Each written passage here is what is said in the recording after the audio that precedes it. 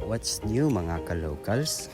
Subong, may ara namang kita yung feature nga isa ka-exclusive na staycation diri sa Bacolod.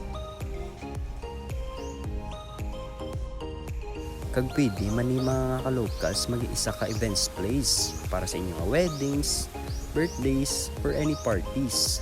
Meron sila mga gazebo, mga ka-locals nga namin tambayan. Mahangin kag mabugnaw. I-tour ta naman kamo sa sulod mga ka-locals. Amo ni siya ang makita nyo sa sulod sang balay. Katahom, katinlo, kag kabugnaw gid sa mata sang lugar.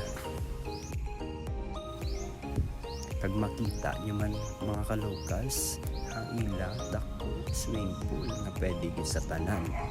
O, di ba? Pwede kada katambay. Then may araman sila mga ka-locals master's bedroom.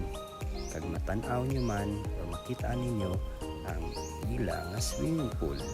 Aside from that, may araman sila barkada room.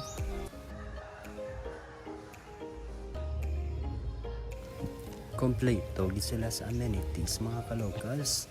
Pwede gid sa tanan, pamilya, barkada, o kung ano pa. Take note mga ka-locals ha.